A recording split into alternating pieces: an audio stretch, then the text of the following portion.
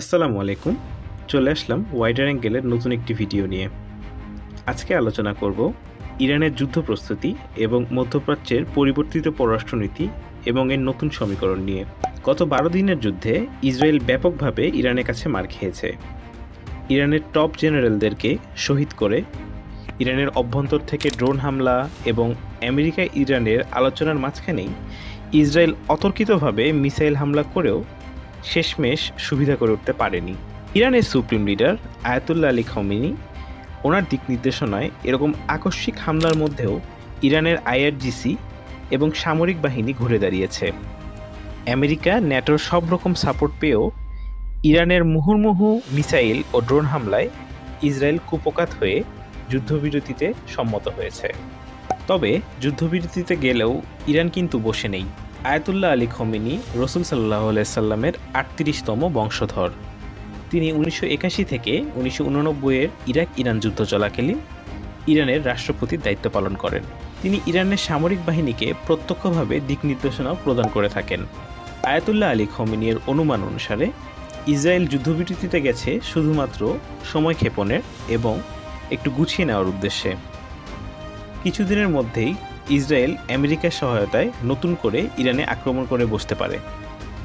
ফলে এই মুহূর্তে ইরানের ফোকাস হলো 12 দিনের যুদ্ধে হওয়া ক্ষয়ক্ষতি যত দ্রুত সম্ভব পুষিয়ে ওঠা, এবং ইরান নিশ্চয়ই চাইবে যুদ্ধের সময় ইরানের দুর্বলতাগুলো খতিয়ে দেখে সে অনুযায়ী ব্যবস্থা গ্রহণ করতে।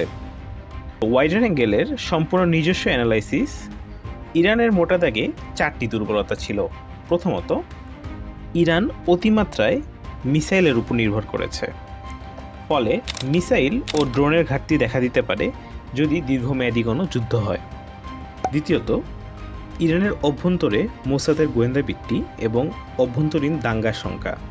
তৃতীয়ত, ইরানের বিমান বাহিনী মোটা দাগে যুদ্ধে অনুপস্থিতি, কারণ ইরানের আছে সোভিয়েত আমলের কিছু পুরনো যুদ্ধবিমান, এবং ইরানের সর্বাধুনিক যুদ্ধবিমান যেটা ইরানের বিমান বাহিনীতে আছে সেটি হলো F-14 টমক্যাট। সেটিও অন্তত 50 বছরের পুরনো, যা দিয়ে যুদ্ধ করা অসম্ভব। চতুর্থত, রাশিয়ার প্রতি অতি নির্ভরশীলতা। ইরান এবারের যুদ্ধে রাশিয়ার কাছে ফাঁকা গুলি ছাড়া কিছুই পায়নি। ইউক্রেন রাশিয়া যুদ্ধে ইরান রাশিয়াকে সর্বোচ্চ সহযোগিতা করেছে। ইরান রাশিয়াকে তাদের অত্যাধুনিক শাহেদ ড্রোন সরবরাহ করলেও এবার রাশিয়া তেমন কোনো প্রতিদান ইরানকে দেয়নি। ফলে ইরান রাশিয়া সম্পর্কে অবশ্যই কিছুটা অবনতি হয়েছে। এছাড়াও বেশ কয়েক বছর আগে রাশিয়াকে SU-35-এর জন্য মূল্য পরিশোধ করলেও রাশিয়া নানা টালবাহানায় ইরানকে অত্যাধুনিক S-35 যুদ্ধবিমান ডেলিভারি করেনি। ফলে ইরানের আকাশে ইসরায়েলের যুদ্ধবিমান অনেকটা অবাধেই প্রবেশ করতে সক্ষম হয়েছিল।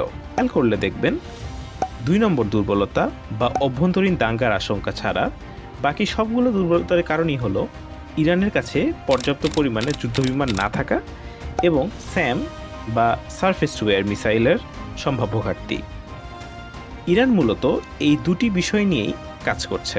এই ভিডিওর স্ক্রিপ্ট লেখা পর্যন্ত ইরানের পররাষ্ট্রমন্ত্রী আব্বাস আরাকচি ইতিমধ্যে চীনের তিয়ানজিং শহরে সাংহাই কোঅপারেশনাল অর্গানাইজেশনের ফরেন মিনিস্টার্স কাউন্সিলে অংশ নিতে তেহরান ছেড়েছেন।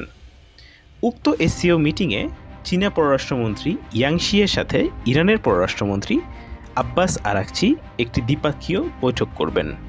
বৈঠকে ইরানের যুদ্ধ প্রস্তুতি এবং আমেরিকার স্যাংশনের প্রভাব কমিয়ে আনার ব্যাপারে আলোচনা হবে।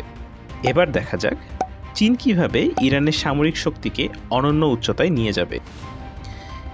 মিডল ইস্ট আইয়ের তথ্য মতে ইরান চীনের কাছ থেকে সম্প্রতি অত্যাধুনিক HQ-9 স্যাম বা সারফেস টু এয়ার মিসাইলের ডেলিভারি পেয়েছে। ইরান যদিও রাশিয়ার S-300 surface two air missile ব্যবহার করে থাকে, তবে বর্তমানে ইরান চীনের তৈরি সারফেস টু এয়ার মিসাইলেই আস্থা রাখছে। HQ-9 এর রেঞ্জ ভ্যারিয়েন্ট ভেদে 250 থেকে 300 কিলোমিটার পর্যন্ত হয়ে থাকে। এটি শব্দের চেয়ে 4 গুণ গতিতে লক্ষ্যবস্তুতে আঘাত হানতে সক্ষম। HQ-9B অনেকটা রাশিয়ান S-300-এর আপগ্রেডেড চাইনিজ ভার্সন। HQ-9 ব্যবহার করে cruise missile, fighter jet, bomber, এমনকি কিছু ক্ষেত্রে ব্যালিস্টিক মিসাইল পর্যন্ত শুট ডাউন করা সম্ভব। ফলে HQ-9 ইরানের সার্বভৌমত্ব রক্ষায় গুরুত্বপূর্ণ ভূমিকা পালন করবে বলে আমার বিশ্বাস।